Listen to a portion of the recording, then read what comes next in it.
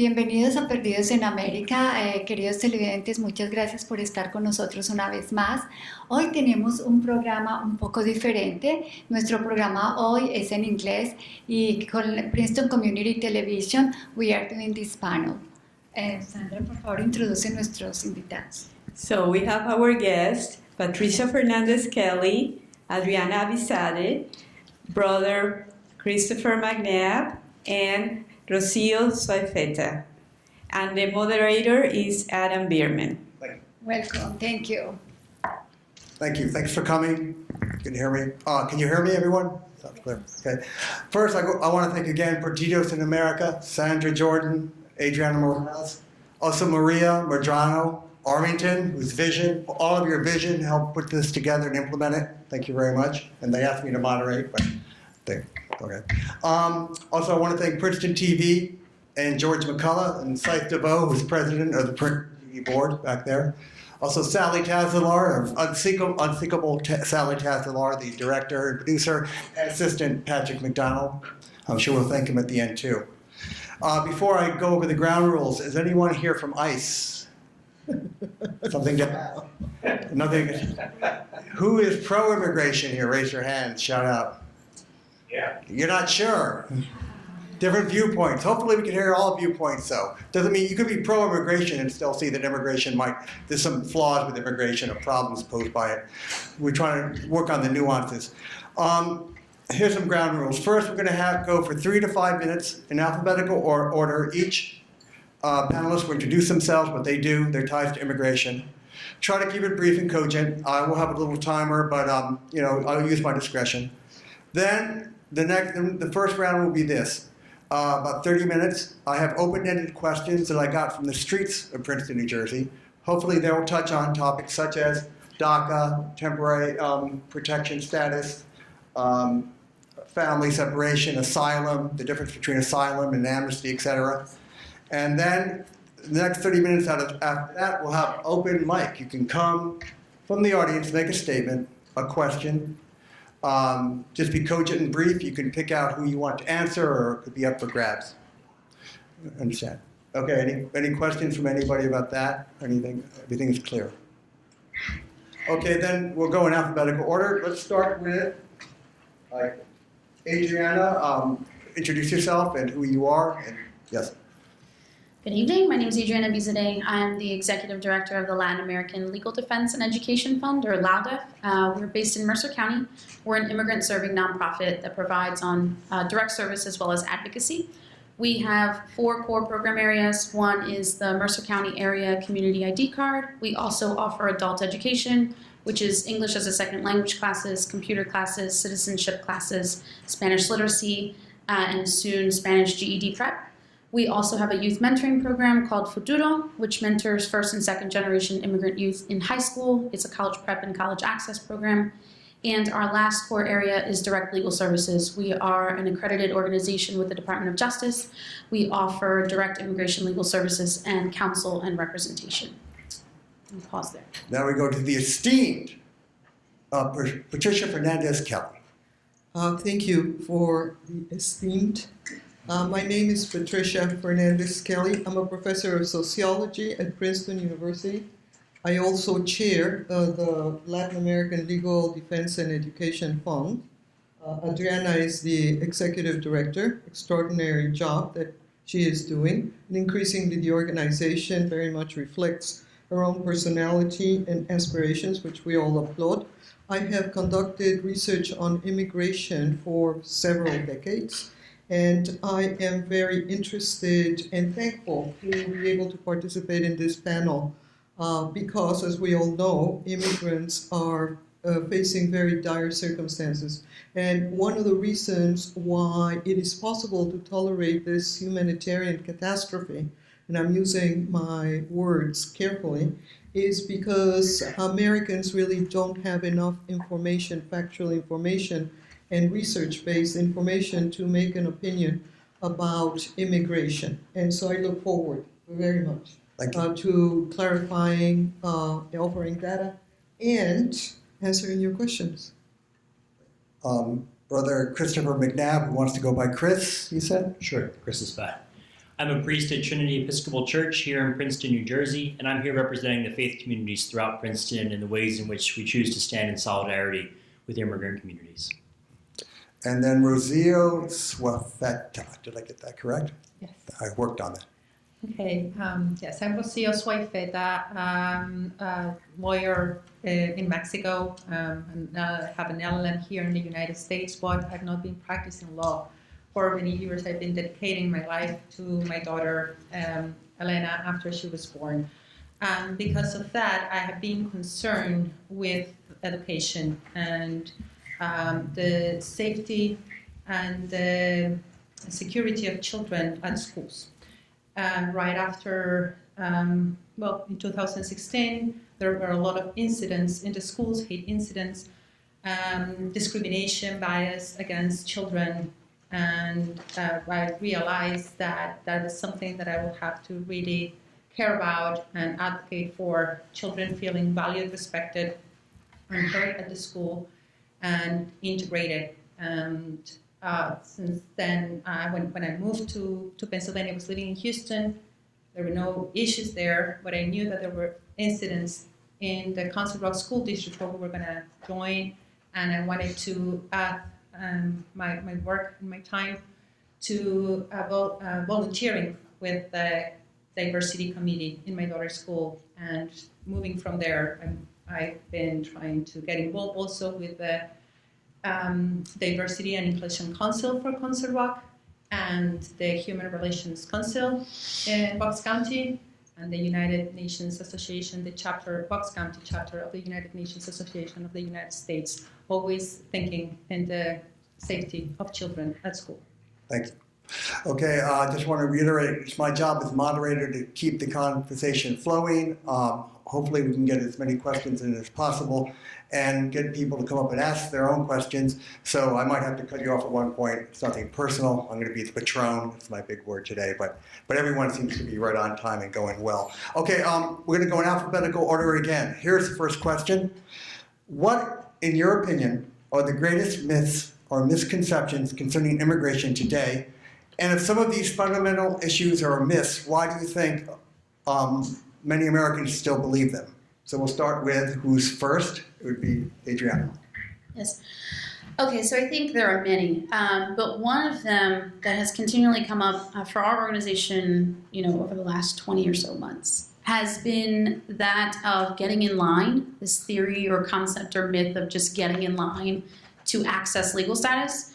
It's a myth. There is no particular line that you get into in order to access or adjust your legal status. There are very limited number of pathways through which you could do that once you've already entered the United States, and there are even smaller quantity of ways that you could do that from outside of the United States.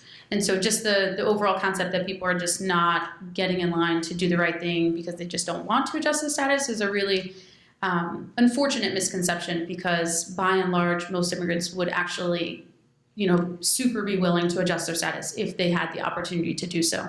But unfortunately, our immigration policies are archaic and continue to narrow in the ways in which people could adjust their status. Next. Esteemed Professor, well, I want to actually support exactly what Adriana just said. It is very distressing to imagine that people think that undocumented or unauthorized immigrants arrive in this country with the intent of breaking the law. The vast majority are absolutely not interested in breaking the law. One of the first things that most of them do is to seek assistance, hoping to regularize their situation. And I think it's important to put a face, or at least a story, behind that assessment. We at LALDEF and in other civic organizations of support to immigrants in Mercer County are working with people, let me just mention one, whose story is particularly illustrative of our process. A young woman from Guatemala who crossed when she was in her 20s and was detained. She was sexually assaulted. She appeared at a hearing and was let go. And then she missed the court hearing. Flash forward 22 years later, She has 2 children. She cleans houses. She has spent close to $40,000 trying to regularize her situation. And less than a month ago, I will spare you the gory details, 2 large men stopped her at the bus stop as she was going to work and took her directly to Newark. Her children were left behind momentarily, and then U.S. citizens born in this country were sent back to a small, dangerous town in Guatemala. This is not a rare situation. I have not selected the most tragic story, but it's more of an emblematic story of what happens to people. Okay, we have to move on now. Thank you. And again, you can pick up the thread later. You don't have to weigh in on a question if you think it's already been answered. Okay, now we'll go to Chris. I think for me, the biggest issue, the biggest myth that is perpetuated within this country at the current time is that immigrants are monsters. And unfortunately, this has been perpetuated by our president, by our attorney general, and I find such behavior sinful. The vast majority of people coming to this country seek a better opportunity and a way forward, want to be faithful and loving members of our communities, and to hear the president perpetuate such myths from the Oval Office is a disgrace to the office and is a disgrace to our country and the Judeo-Christian foundation of this country. Okay, thank you. And Ms. Suayfeta. Well, focusing on children, particularly in education, the misconceptions is that the idea that children from immigrants are just taking resources from other American students and that there's nothing in return. Well, the parents of these children are contributing to the economy. While some of them pay taxes for their income, most of them probably, but all of them pay taxes for the purchases they make.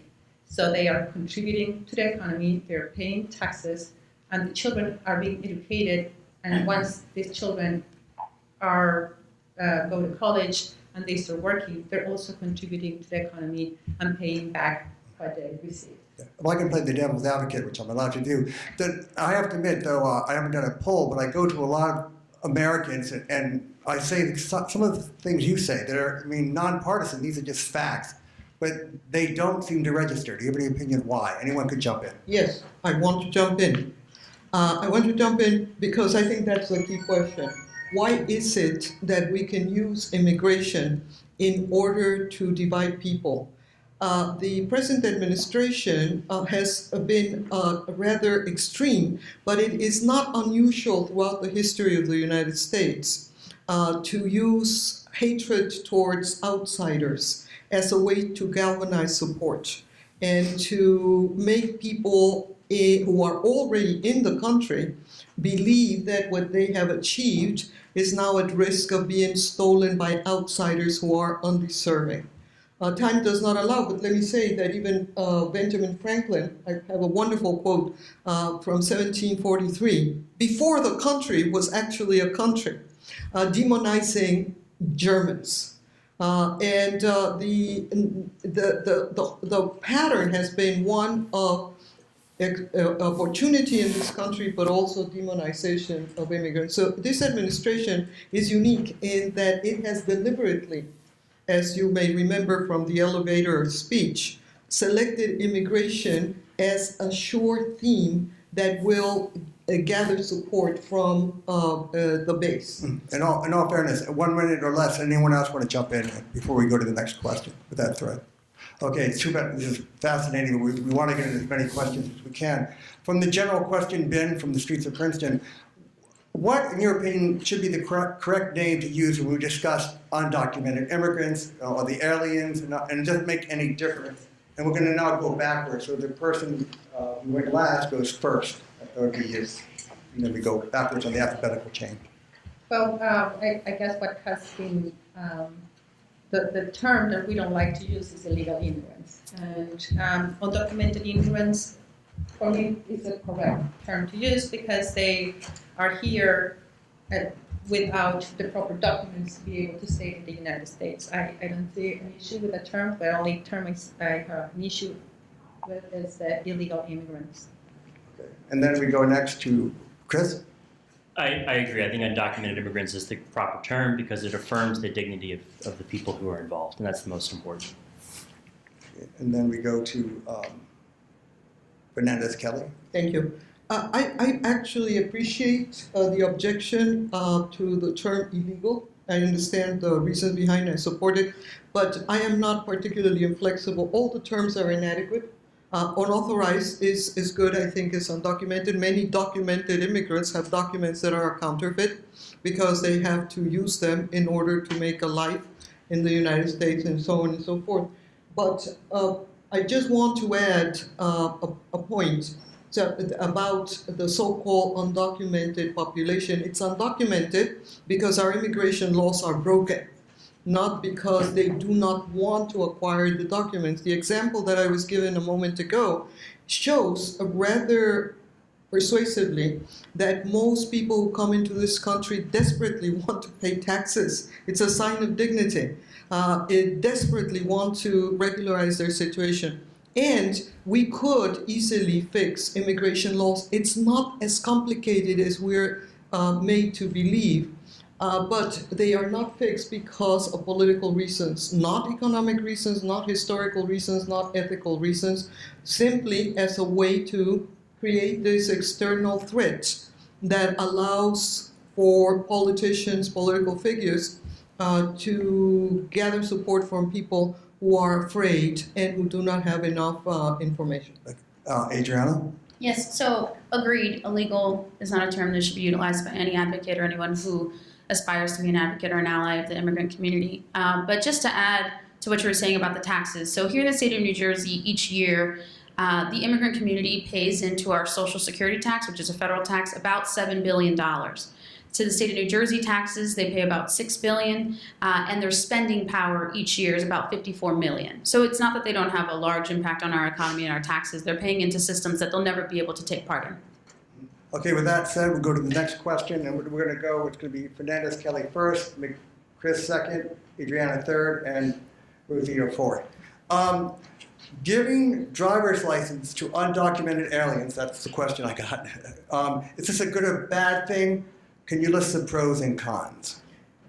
So just another word on the subject of what's legal, what's illegal, what's documented or undocumented. It's very important that people remember that we can fix immigration laws, and particularly, and still languishing, the DREAM Act that was originally, and it exists since 2001. With respect to the driver's licenses, there are two schools of thought.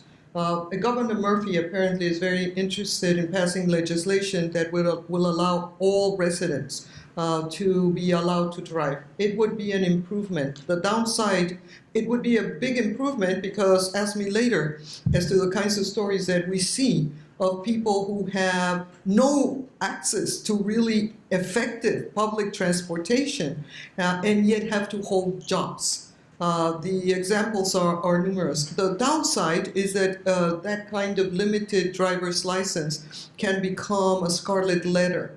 And given the climate of abuse of human rights and hostility towards immigrants that we are experiencing, that alone can present a risk for immigrants.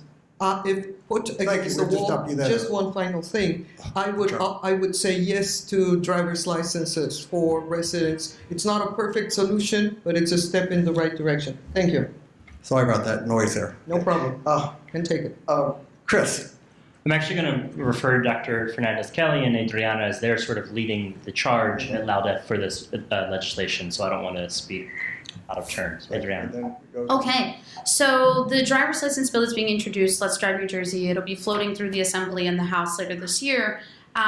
We hope should have wide garnered support through all of our representatives in both of the sessions of the legislature here in the state of New Jersey. It would impact about 460,000 individuals in the first 3 years, and it would significantly impact our GDP as a state because there would be numerous fees that would be collected from these individuals, such as the driver's license, right? So to get the license, the permit fee, you have to get a permit first to get your license, registering your vehicle, titles for your vehicle, vehicle insurance would go down for all drivers in the state of New Jersey. There would also be less hit-and-run accidents in the state of New Jersey.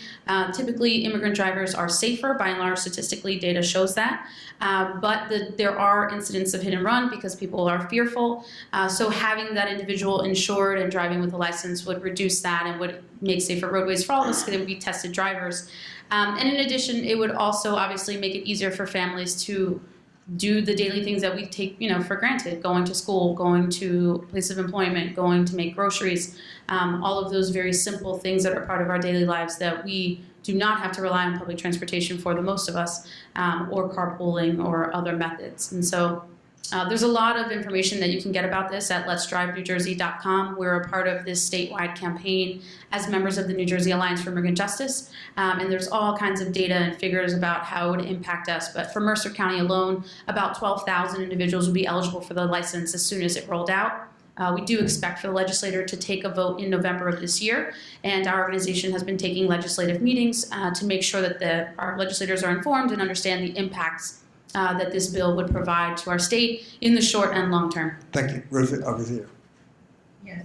Well, I don't have anything to add as the pros for those are very clear. The only con that I see is precisely that if in the driver license it's going to show that it is undocumented immigrant, then it's going to be an easy target for ICE. So I'm sorry if I just want to respond really quickly. Sure. So it would not indicate that. What it would say on it is not eligible for federal purposes, which means you could not board a plane with it, and you could not enter federal buildings like a courthouse or a federal building for administration. To bring the other side in, one person asked me to say this: if we give a driver's license to the undocumented, that would invite more criminals into our community. They would also, he said, use that to vote illegally. Is any comment with that? That is patently absurd, right? Because it's like saying, you guys who are sitting here, because you have a driver's license, you're more likely to commit crimes. It just absolutely makes no logical sense. Not that I think logic is being taught in schools at present in this country, but you just look through it, it won't be a problem. This obsession with voters certification is something that has been counterfeit and created over the last decade. The problem that we have in the United States is not at all that people fake their registration in order to vote. A real problem is that not enough people vote. And it is easy to monitor. Again, it makes not a lot of sense, but it appeals emotionally to people who have not studied the situation and who really want to see external threats in immigrants. One of the things that really bothers me about this situation is that all these are fake arguments in order to justify a simple thing, which is racial discourse and exclusion of people who are very vulnerable. Mm-hmm. Why don't they gang up with the powerful ones? Guatemalans without power are not a good place to make. Anyone else want to jump in on that right now? I think it just gets to what I was saying earlier, how there's been this rhetoric within the country that immigrants are monsters, right? And we just continue perpetuating. We find new ways over and over and over again to tell the same old story. And as Dr. Fernandez-Kelly has mentioned, it's an old game in this country to play minorities against minorities so that those in power can continue to oppress people who don't have power. And it's time that ends in this country. Well, I think you said yourself, Professor Kelly, that with Trump, the reason behind his unreason is to keep power among his base. That could... Yes, well, if you look at, stop me whenever you want, it's sure. a long subject, but if you look at the approval ratings of the president, it's a fascinating subject. When pundits tell you that he has historically low approval ratings, it's factually accurate, but that's not the story. The story is that about 62 million people who have voted for this president, Hillary got 65, but that's another story, that the Trump voters have been uncommonly loyal. The curve showing ups and downs is almost flat. I just checked it, 42%, I think that in August 14, approval rating was nearly 44% of eligible voters, not just all polls, but people who actually vote. Okay, we have to move on now. Just one moment. 30 seconds. And after all this latest scandal, only a couple of decimal points have gone down. So the point that I want to make, and thank you for your patience, moderator, is that that's a large number of people, and those people really do believe in immigrants as monsters. So the reason why immigration is constantly being discussed is because it works. It works ganging up against very vulnerable people. Okay. Shame on you. Next question. We're going to go. Chris will go first. Adriana, Rocio, and Patricia. Question is, and I think we've got 10 more minutes for the first round. So we didn't get to a lot of questions, but it's been very interesting so far. The question is, what is the status now of DACA and TPS, temporary protective status? Great question. Yeah, so it is a great question. I'm not a legal expert, so I'm going to refer to the individual from the Latin American legal. You got it. So DACA has been through quite the timeline over the last year. So on September 5th of last year, DACA was rescinded by Attorney General Jeff Sessions, giving a 30-day window for new applications, meaning individuals who had just been getting close to the 16-year of age application requirement. And so if you turn 16 anywhere in that next 30 days, you had the opportunity to do a new application. If not, effective October the 5th of last year, only renewals were able to be made until March 5th of this year. At that point, DACA was ineligible to be renewed. Then we got some injunctions and some stays from various federal judges that have since then reinstated the opportunity to renew the DACA status, which is a work permit authorization, which then allows you to get a driver's license as well. It does not provide you with like a Pell Grant, which is like federal grant dollars for school. A lot of people have that misconception. If you have DACA, you are still legally considered undocumented. You just have work authorization. That's renewable every 2 years. So then, very recently at the beginning of August, a federal judge further cited in her case that was pending that DHS, Department of Homeland Security, improperly canceled and rescinded DACA back in September of last year and called for the reopening of DACA processes for new applications effective today. Since then, Judge Hayes out of Texas, another federal district, heard a different lawsuit that was pending that was brought by several state attorney generals, including Texas, and he heard that case on August the 8th. And then postponed for hearing the following Monday to hear additional arguments, and has since then continued to postpone the case. And the thought process is that he was waiting until post today's date to then make a ruling. Judge Hayes was actually the judge responsible for turning down and canceling the progression of the DAPA program, which would have covered the parents of U.S. citizen-born children. At the time that DAPA was introduced, there were about 3.5 million adults that were eligible to apply for the work permit authorization. And unfortunately, that executive order never made its way to a processes for application through the Department of Homeland Security because of Judge Hayes. Okay, thank you. You want to comment, Rocio? No. Okay.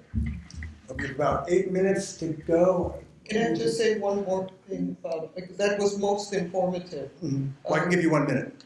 I need less than 1 minute. But it just the obvious failure to recognize that those who are potentially under the protection of DACA and under the protection of DACA are people who have grown up in the United States, who espouse American values, who are as American or more American than the people in this room. It does not take a really ethical person or a brain surgeon, not that brain surgeons have that excellent reputation in recent times, never mind. But the 20 seconds. But the point is that if it were not for really for mendacity and political opportunism, DACA would be established. The only thing I want to say is the kids who are living under protection of DACA are really fearing for their future. The level of uncertainty, I sponsor one at the College of New Jersey, and he's been wonderful until now. He's losing patience because of the uncertainty. We're going to have to skip to education, a more local issue. Who's going to be going first? It's going to be Adriana, then Rocio, Patricia, and then Chris. Question is, education. What to do in schools with influx of immigrants? Some people say there's too many immigrants coming at one time in certain school districts. Are there classes for the parents? Are there classes for teachers? Do school boards recognize the influx of immigrants, and are they ready for the challenge? Sure. That's a whole lot. So, yeah, I mean, it's a little packed. But I think most school districts, so each year school districts are typically reassessing the number of students they'll be enrolled for the following year, and with that they're able to figure out how many teachers they're going to need and paraprofessionals that they need within the school to handle that population. Populations change within districts all the time, regardless of immigrant or non-immigrant, so I wouldn't assume, again, this is not my area of expertise, but I would assume that the number of students moving in and out each year is relatively nominal. I don't think, outside of the Puerto Rican tragedy that we just had very recently in the hurricane, obviously, you know, thousands of students enrolled in lots of different school districts, including Trenton and other areas around here. But there were obviously some states that were more impacted than others, like Florida, that is closest to Puerto Rico, and a lot of families already had family there. But anyway, so take that aside. I don't think that the number of immigrants that are changing districts or moving into a district each year is sufficient to alarm anyone. I also think, though, that many districts are welcoming of students regardless of their background, you know, whether it be social, racial, status, whatever it is. And so they are welcoming these students, and they're welcoming their parents and their families. And so I know we work very closely with Trenton Public Schools and Princeton Public Schools to make sure that they have policies that are in place that are welcoming to the students and to their families. If there are issues, we are alerted so that we can try to assist both the teachers in doing training. We've run trainings for several districts in the area about making sure that they understand the rights of the student and the rights of the parents if something were to occur with ICE in their home, in the community, or if, God forbid, they try to do some type of enforcement at the school. So I do think that there are very many districts that are proactive in trying to make sure that they address these issues at the forefront, so trying to be preemptive. And I don't personally know about any issues of influx of students into the districts and how that would actually impact when I'm sure there are other students moving out of the district each year. But perhaps Rocio can tell us more. Okay. Thank you. Yes. Well, what I would be focusing is actually the subject of diversity in the school. There's immigration for sure. There's children from immigrants going to the school. And during the last 2 years, there were incidents in which the students were being harassed or were being targeted because of their country of origin. But it was not only that. I mean, it also was because of their race, because of their gender identity, and of the sexual identity and orientation. And so this was the reason we was created in the Council Rock School District, the Diversity and Inclusion Council. In the first place, there were all these incidents. Parents were reporting there was not a good response from the school. Are you saying it was systematic?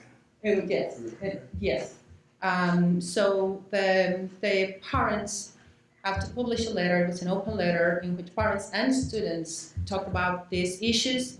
And the school responded. Parents offered to organize a council and support the school in making sure that the school was going to be a safe, inclusive, diverse environment for the students.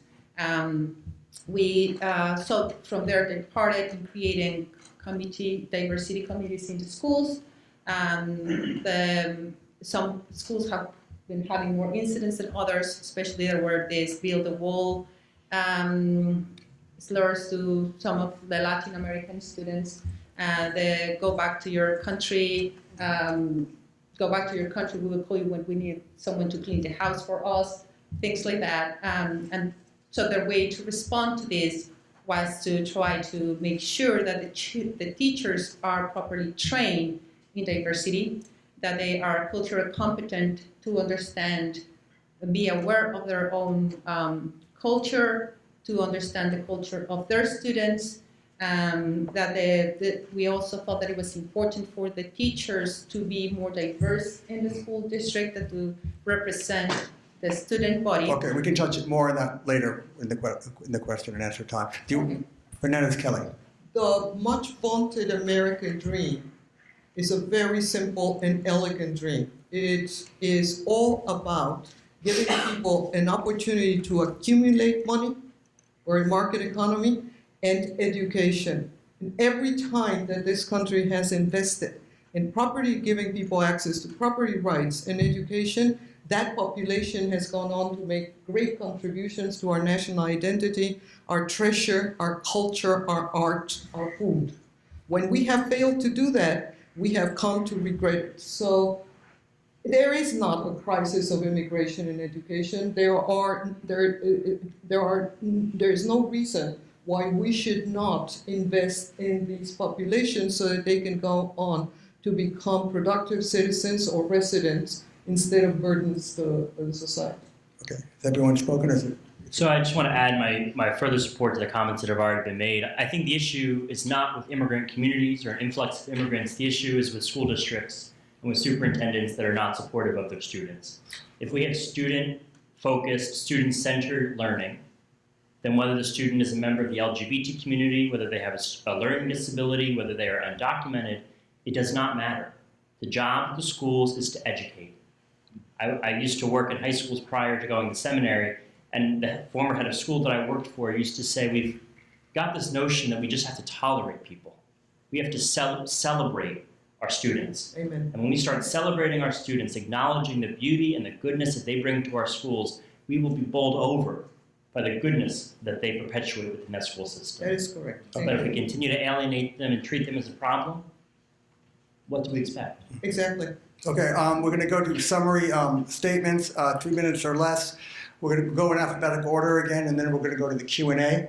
So we'll start with Adriana. Give a quick summary or just add on to anything you've talked about before. You got it. So in summary, some of the topics I think we've covered are about policy, which is something that our organization spends a lot of time on, and policy advocacy.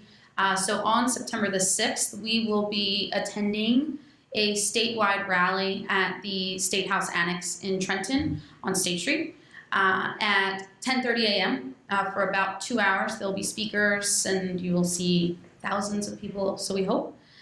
Just to make sure that the legislator understands that this is something that's really coming from the community, that it's not just as advocates and allies standing up, but that the community has its own voice, and that we're just here to leverage and strengthen that. And so I would invite you to join us, and I would always invite you to reach out to our organization if you have additional questions about any specific topic within immigration or about policies, or if you'd like to be an advocate or assist our organization in any way. And I'll add to after, you can always pass out cards, communicate with them after this panel discussion.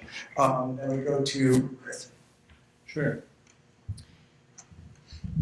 I think what has been said, I just want to underline that my own faith has so seriously been aided by those who have crossed this border and come into our country.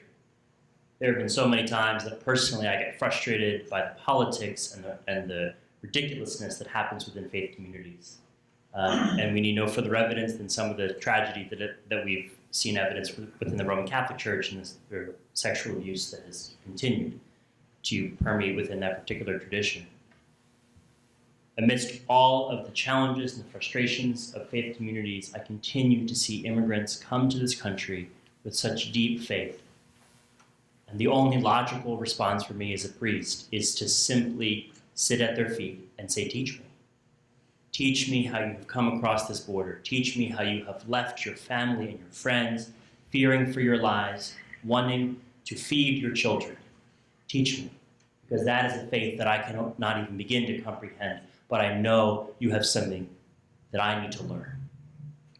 Professor Kelly. That's both moving but also very accurate. There is not an immigration crisis in the United States. For almost 10 years, immigration entrances have actually gone negative. We are now seeing fewer entries than departures. The idea of an immigration crisis is bogus, it's counterfeit, it is merely used in order to agitate and to create external threats. It is true what Brother McNabb is saying. I have interviewed literally thousands of immigrants for research purposes. They all come to this country on behalf of their children. That's because they believe in what this country stands for. One of the greatest threats is not about immigrants, but about how we are treating immigrants in ways so unbecoming to our national identity, the legacy of our history and what we could do with the future. So let's not perpetuate those myths. And particularly, let's not, those of us who are successful immigrants, contribute to the problem, because one of the saddest things for me is to see fairly recently arrived immigrants already deprecating and demonizing more recently arrived immigrants. They want to shut the door, so to speak. And then we finish up with Rocio. Yes. Well, for me, it's just as simple as if we have an equitable society, if we want an equitable society, we have to have an equitable education. So all students, immigrant students, but also students from color, of a different sexual orientation, what it is expected to be, if they are all different abilities, if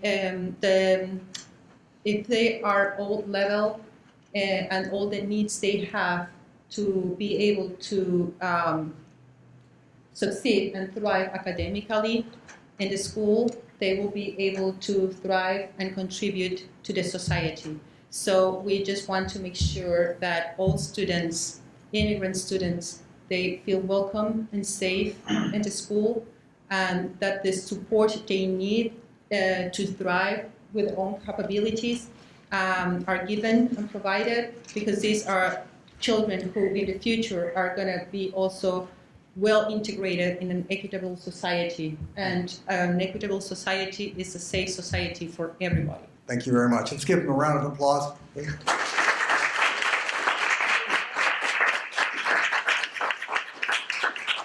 Now we're going to go to the Q&A part of the panel discussion. Again, try to be, you can make a question, a statement, a diatribe, or a counterpoint, but try to be brief, to the point.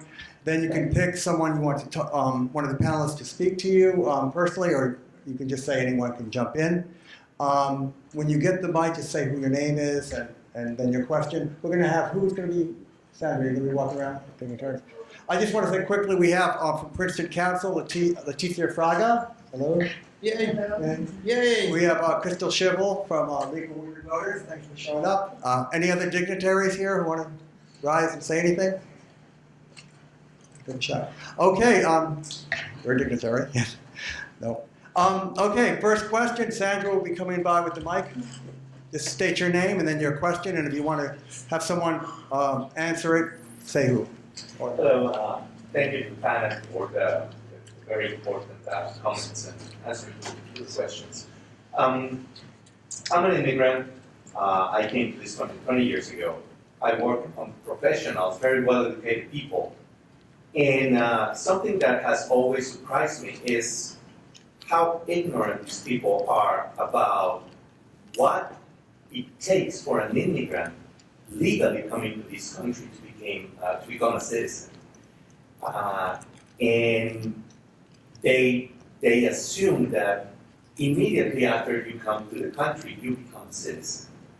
Can you comment about the process and the cost, the economic costs, for a legal immigrant, let alone for an illegal immigrant to become a citizen? Anyone can jump in. I'm sorry. Okay, so someone who has entered the country authorized, that's what you're saying, someone who came in with documentation, their process. Okay, so it depends how they came in.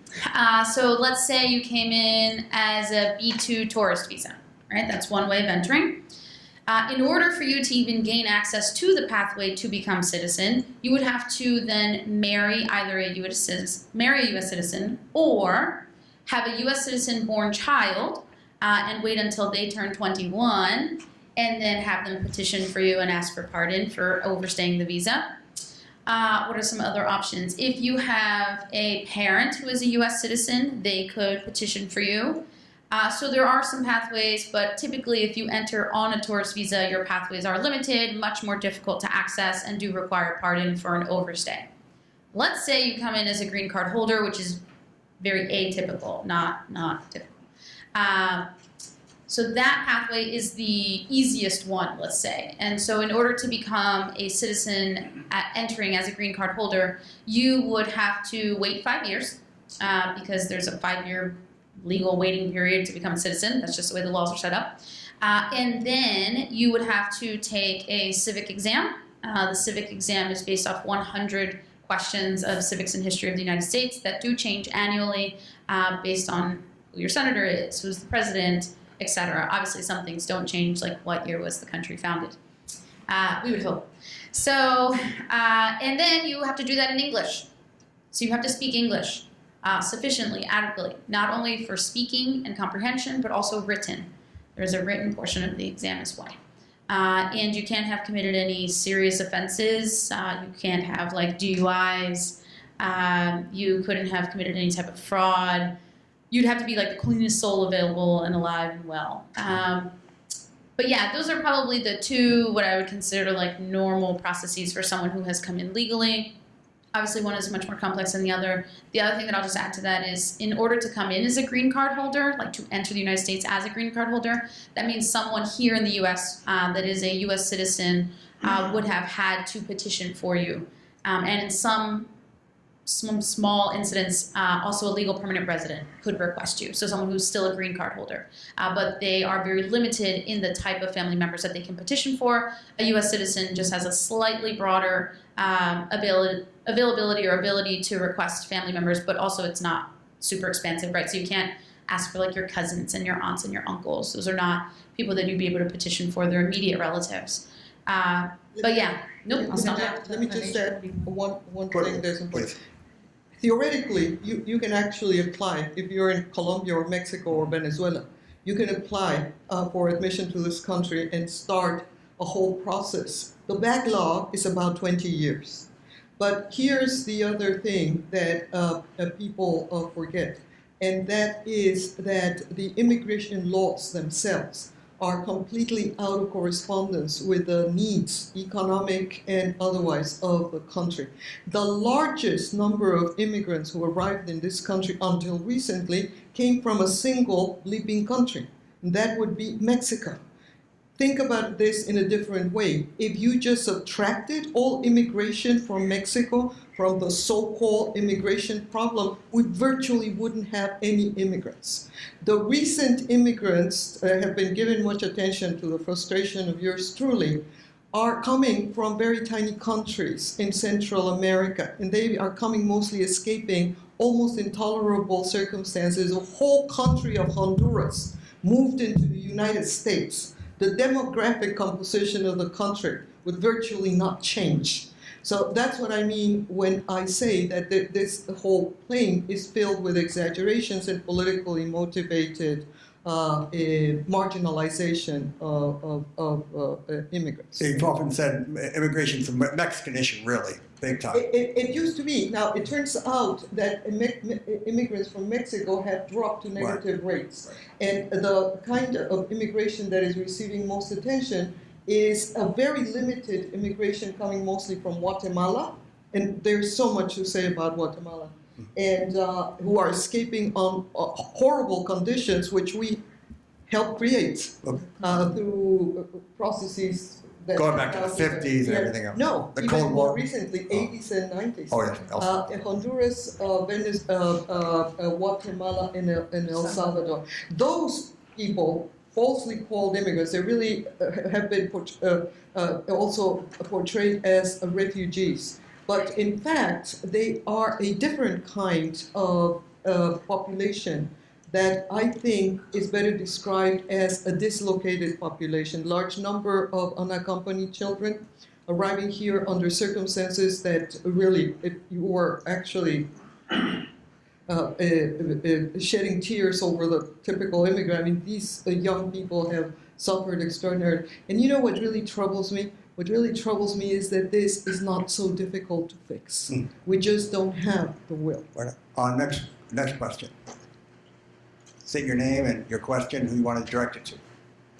Jean Dubois, can you address the issue about so-called chain immigration and that whole issue that Trump has brought up?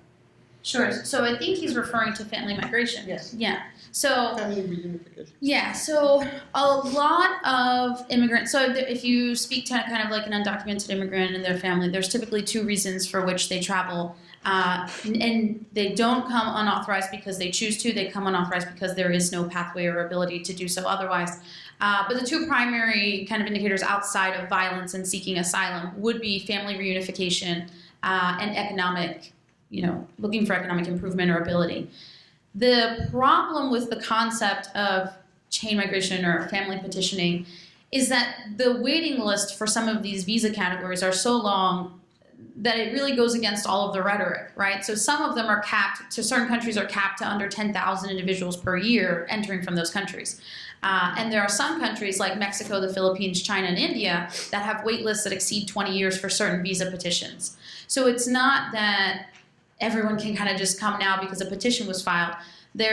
Petition filing for a family adjustment is really a two-part series of steps that you have to take. And the first is something like an I-130, that's the name of the form, where you just literally say, I am related to this person and I'd like to request this person. That gets approved in about a year. It's part two, where you actually do the adjustment process and request that they be allowed to enter or be able to adjust internally. That has visa caps attached to it. That then creates extensive waiting lists. And it's not just within the family petition category, that's across all visa categories. So another prime example that we serve a lot in our office is the U visa category for victims of crime. The federal government has capped that at 10,000 per year. So the backlog for a U visa right now is about 10 years. So if you're a victim of a crime today, you can bet you won't have the U visa for about 10 years. And during that entire time, you're in the process of undergoing, your fingerprinting and interviewing, et cetera. And about 4 years in, you can get a work permit, which again is renewable every 2 years. It's not a permanent status while you wait for the U visa to become available, not because you're not eligible, but because we have a arbitrary cap on the number that are provided each year. You want to jump in? Yes. 1 minute. Just very, very quick. Thank you for that question. Actually, that's a very important question. The term chain migration didn't exist until we were blessed with the Trump administration. Originally, there was such a thing as family reunification, and the story of that is interesting because it refers to the 1965 Immigration Act, which was introduced by, among others, Ted Kennedy. The idea of that law was to remove quotas from specific countries and to allow people legally in the United States to bring their next of kin. And the logic of that, which actually it is logic, was to support families on the idea that Americans are very focused on the integrity of families. I remember lawyers telling me in less difficult times, some of this hostility will never prevail because Americans don't like to see families separated. Well, welcome to the present moment. Anyone else want to jump in for that? Or go to the next question? Next question? I have one. Or, This is for Father Chris. What are parishioners doing in the church to help these immigrants that really need help, whether it's financially or food or a place to live? How can the churches reach out and help? Sure, it's a great question. Thank you. So I would even expand it to faith communities at large because the mosque on Route 1, just a little north of Princeton, has been incredible around refugee resettlement. The synagogue in town has had a wonderful reputation in working with refugees. Nassau Presbyterian Church for many, many years has been a faithful and loving place of welcome for immigrant communities. The Unitarian Universalist Church as well has stepped out publicly. In terms of the Trinity Church, some of the ways that we're trying to do and trying to love immigrants in this time is to work with already existing community partners. That might be LALDEF, Princeton Community Services, the Princeton Police Department. There are already mechanisms and systems in place, and so we are working within those systems to ask folks, what do you need most? So 2 churches in town have declared that they will hold sanctuary for someone if that is required. So at Trinity, we looked at that and said, okay, 2 churches are doing that. That's great. That's awesome. What can we do that's different? If that need is already met. So we are now working at this current moment to partner with LALDEF, with Order Angels was just set up an office here in Trenton to determine the exact ways that we're going to do that, whether it's ESL, teaching ESL classes, accompanying children in the school whose parents are undocumented. So to be determined. Stay tuned. Let me add to that list of loving churches. My own church, the Witherspoon Street Presbyterian Church, which is a predominantly African-American historical shrine. We just partnered with a Guatemalan congregation, Alpha and Omega, members of the Assemblies of God, and we're situated right in the heart of the concentration of Guatemalans in Princeton, New Jersey. So visit with us. They have wonderful services. We've got 9 more minutes. More, please, jump in. We have one of them. I'll just say it loudly. No, get the mic, please. I'm Crystal. Is this working? Yeah. Crystal Schibel. I'm not here for this question on behalf of the League of Women Voters. I have a friend who's been in the country for probably 50 years who has a green card. I don't really know anything about green cards. Could you tell me about green cards and whether there's any risk for her staying with a green card? Are they green, too? Especially if she misplaces it. They're pink. Yeah, just briefly, and then I'll pass it to you. I was a green carder like forever because I was originally born in Mexico City. Mexicans, things have changed dramatically, but historically, Mexicans had very low rates of naturalization for various reasons, including the proximity of the countries. Just before the,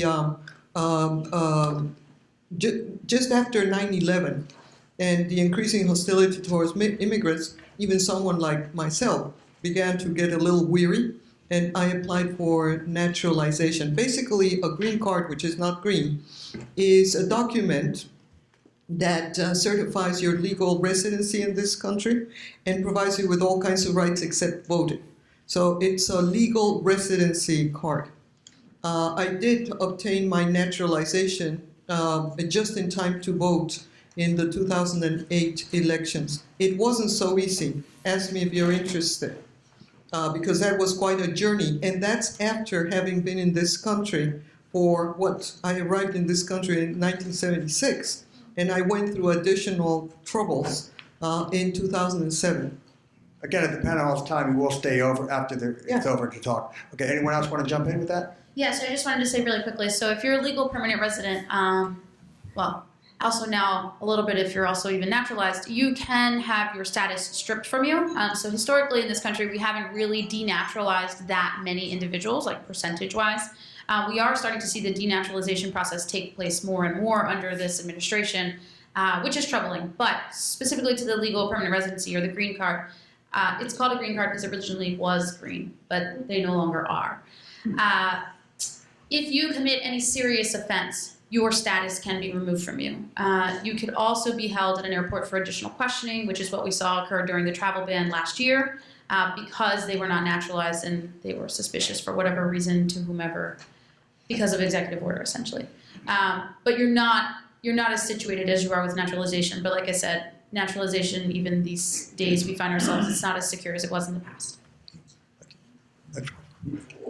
Ooh, more questions. All right. Try to be brief, though, please. This is a question for Rocio. Rocio, I'm a parent as well, and I'm interested in all the things that you're doing in your school with your children.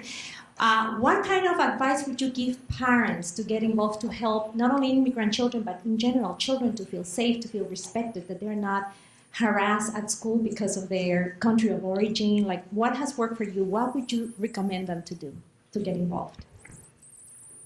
Yes. Well, in our school, we created a diversity committee. And this committee, the purpose of this committee is really first to invite parents, principals, and, well, the principal of the school, but there were created different committees through the school district. So it's the principal, teachers, parents. Everybody is invited to participate in the committee.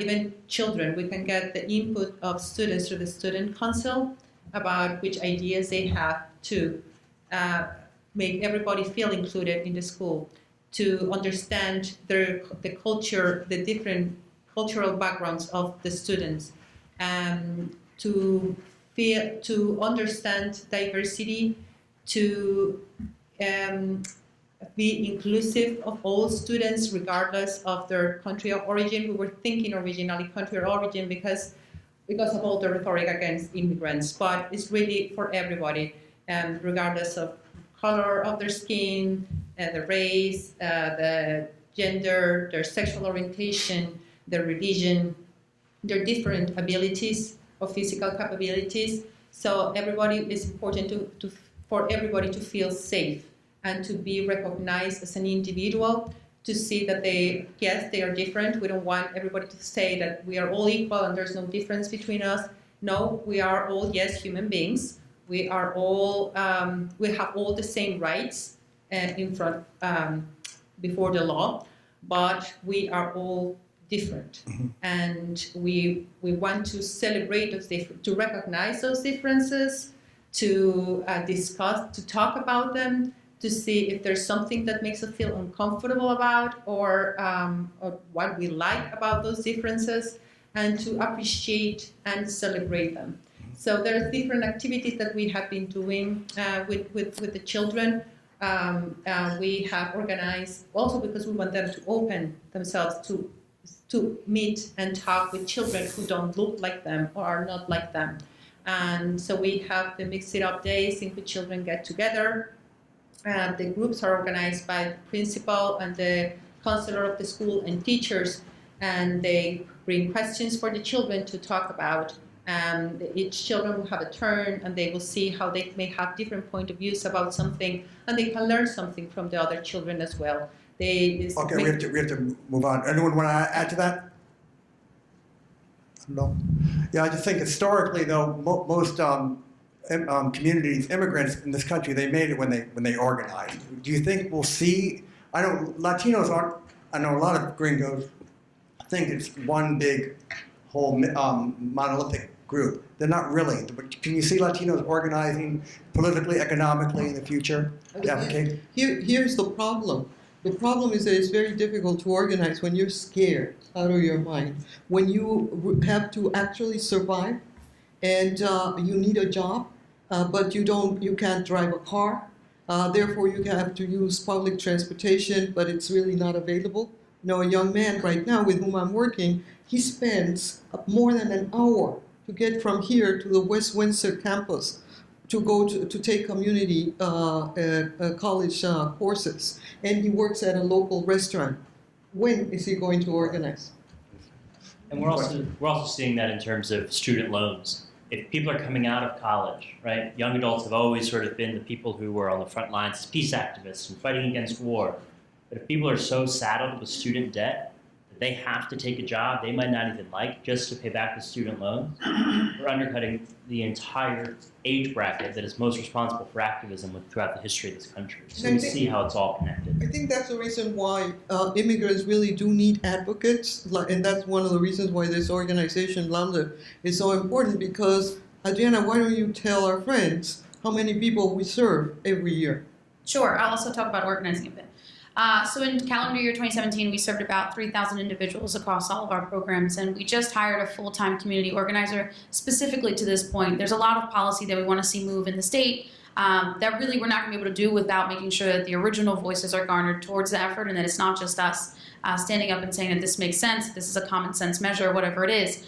But I will also say that there have been times and instances, even within recent history, where we've seen the youth come together to organize, most recently in the passing of tuition assistance access here in the state of New Jersey. That was huge and very important. It's something that's been fighting for since 2013, but was line item vetoed by Chris Christie, by our former governor.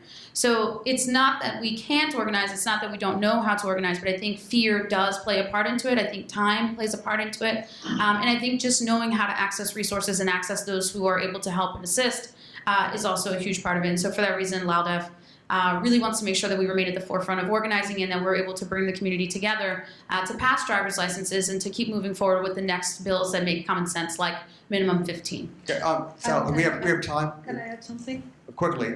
Yes, it's 30 just seconds. yes, because one of the things that happened is that also because of this administration, the rhetoric has been used to divide even the immigrant community, the Latin American, at least, immigrant community. So you have immigrants who are already residents or who are citizens, even if their parents were undocumented immigrants. Now they don't want to see undocumented immigrants in their country. So even the Latin American community has also been divided with this rhetoric. They said that they are taking resources that are for their families as citizens or as residents, and the immigrants, the undocumented immigrants, are taking those resources from them, and that is a sad thing to see within the Latin American community. Well, I've been given the go-ahead to keep going, so we have more time. Next question. Your name, please. Martin Earhart. I'm pastor at the Lutheran Church of the Messiah on Nassau Street here in Princeton. So far, I haven't heard any advocacy for any kind of limit on immigration. And I would say, just as anecdotally as a pastor, I've noticed that people's attitudes toward immigration have been hardening for that reason, because anyone who believes in limits at all on immigration, they're just not finding any common ground with what I've heard so far. So, you know, you can continue to do that, but I found that taking people's objections seriously and not accusing them just because they might disagree with you of race baiting or of being ridiculous is helpful in creating allies for yourself. Totally. So first of all, Pastor Martin, thank you for being here. The Lutheran Church, and all, as you know better than I, is one of the biggest national denominations working on immigration and refugee resettlement.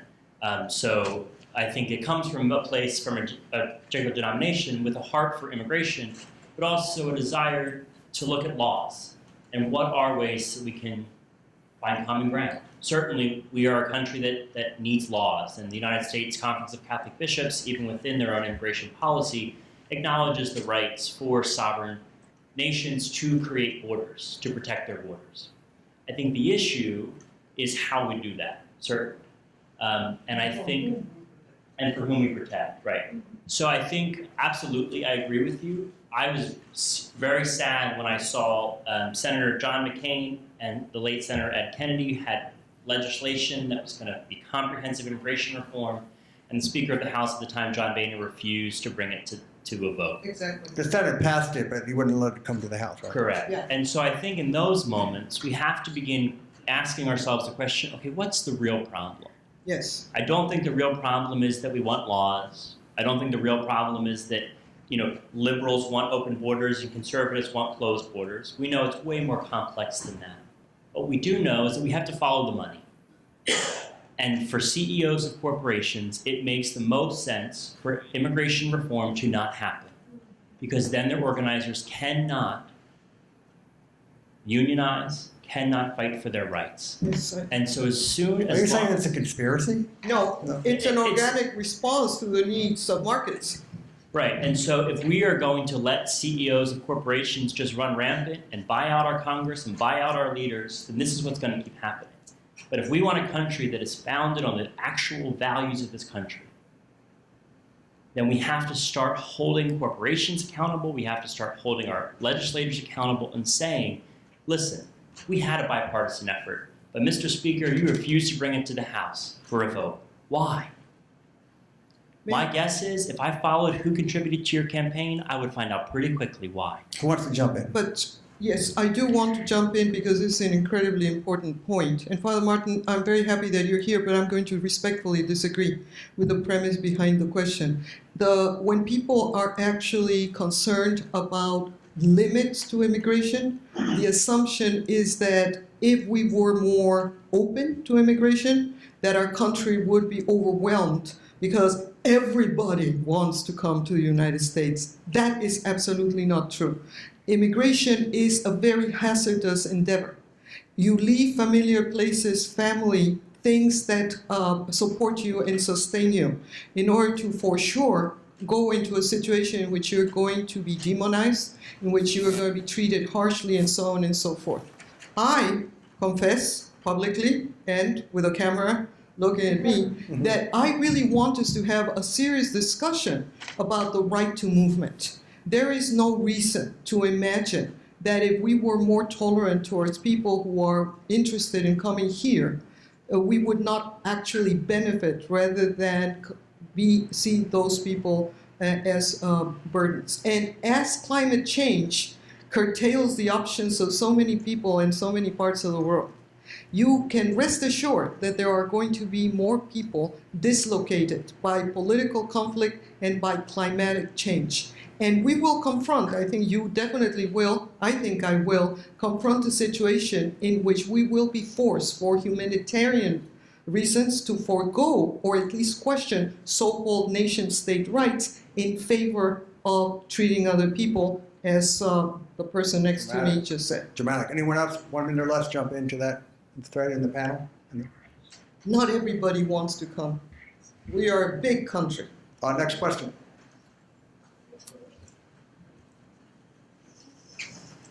Not that great. Somebody said. No, it's great. It's great. Hi, my name is Melissa Urias. My question is for Adriana. Can you comment on the proposed public charge?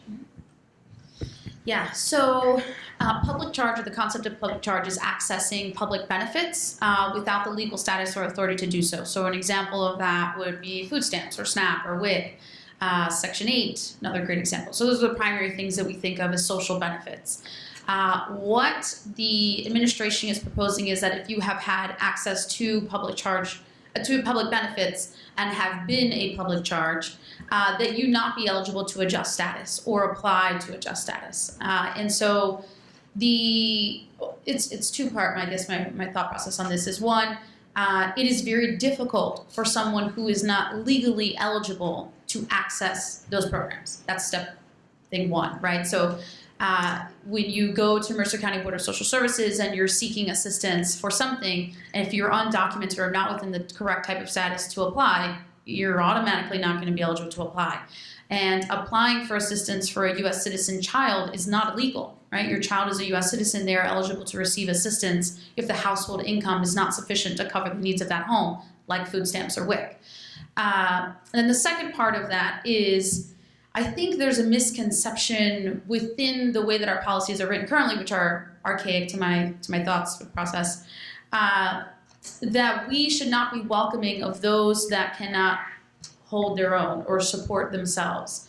The problem with that misconception is that they provide and add and contribute value in so many other different ways, right? So a lot of parents and households that we might know at our organization that are accessing services for their children perhaps are taking care of every other child in their neighborhood so other mothers could take care and go to work and provide because they're single mothers. So there's lots of different examples in which the exterior bounds of what we know or kind of the information that we are kind of going with is not sufficient to make a proper determination. But that is what public charge is, and that's kind of the direction that they're headed in now. And I think they're not going to find as many people ineligible as I think they are. I think it's more rhetoric than anything because, like I said, it's extremely difficult to access public benefit if you're not legally eligible to receive it. Okay, let's get some more questions in. Sally, we've got about 10 more minutes to go. Okay.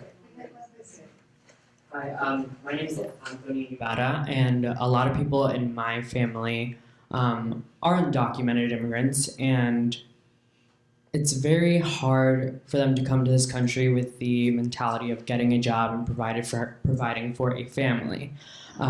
What I want to know is, why is it so difficult for an undocumented immigrant to find a job, and is there anywhere they can go to look for employment? Yeah, so the primary reason that it would be so difficult is because they don't have employment authorization. So, without proper employment authorization, most employers will not hire that individual. And most of the instances in which someone who's undocumented has access to an employer, they're able to gain employment. Many times they're paid below the minimum wage. There are labor abuses involved, wage theft involved. And so in those instances, our organization does get involved and advocates for that individual. We can do that with the New Jersey State Department of Labor.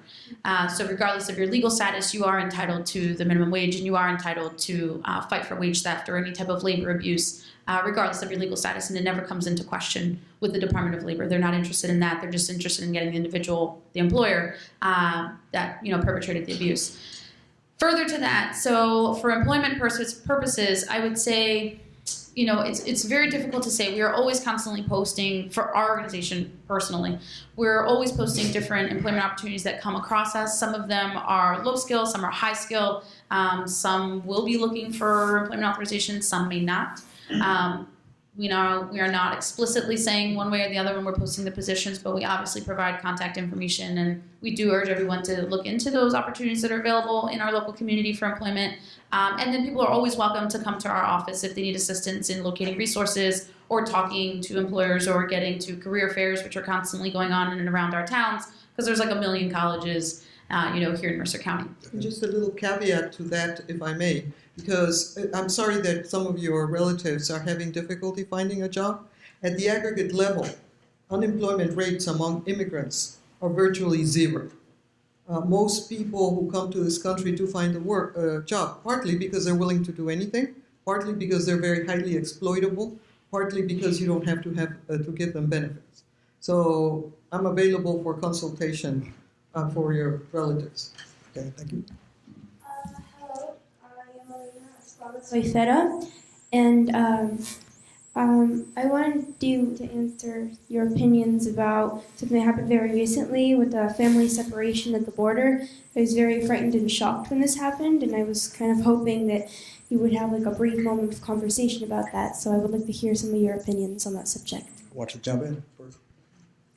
It's a violation of human rights, and I am basically shocked that more international organizations and advocates have not risen to the opportunity to denounce this administration for this violation. And while it was given considerable media attention, and there was some modification, which has not been satisfactory, by the way, in order to redress the problem, it's really, I'm speechless as to how this could have ever happened in this country. And I will repeat, this is a violation of fundamental human rights. Anyone else want to jump in? We only have 5 more minutes. Yes. Yeah, so I think the challenge for me at the family separation at the U.S.-Mexico border primarily is that the Attorney General specifically said, I am doing this as a punishment to asylum seekers.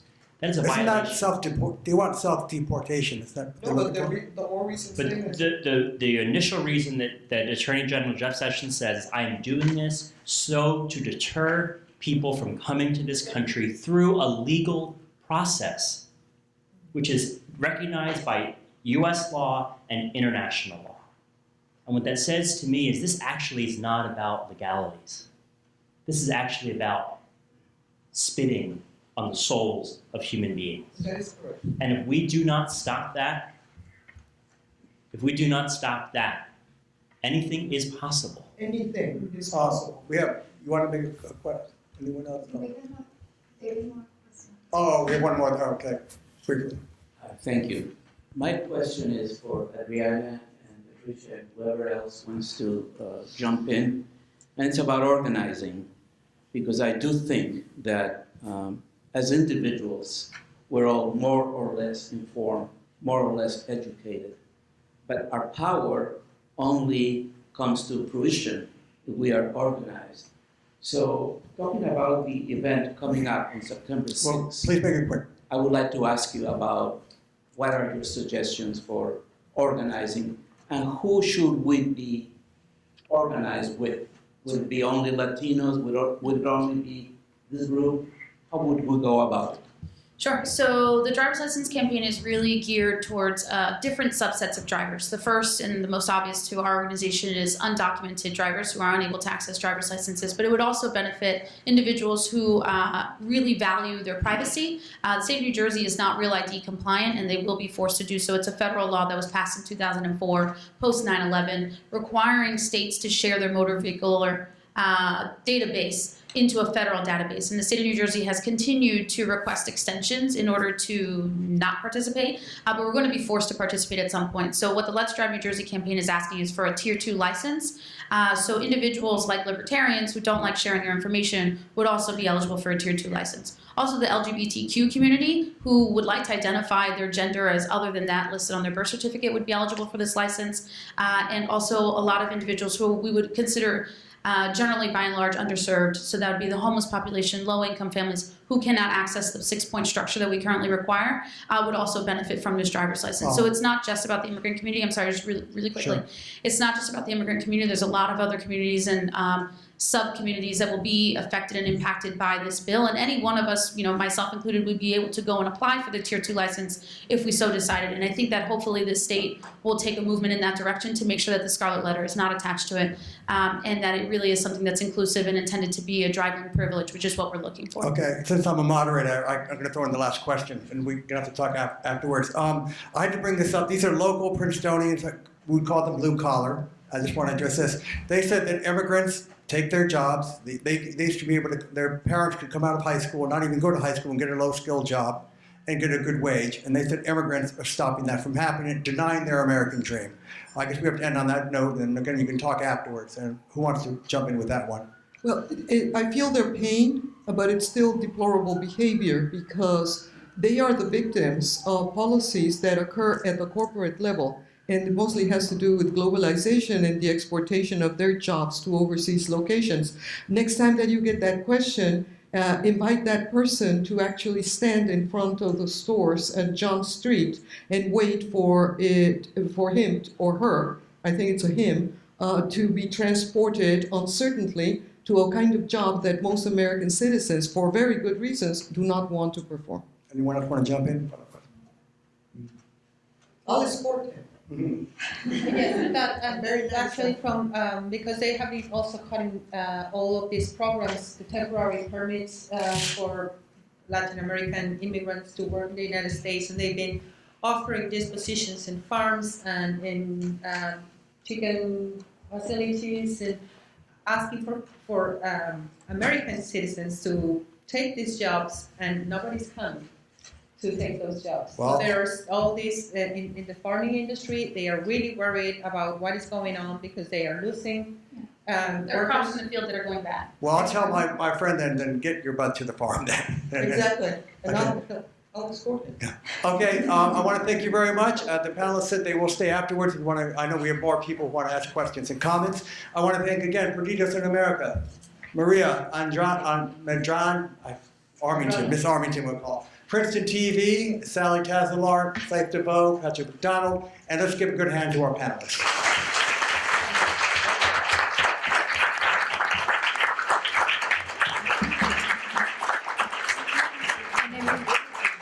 On behalf of Perdidos in America, I just don't have words enough to thank you.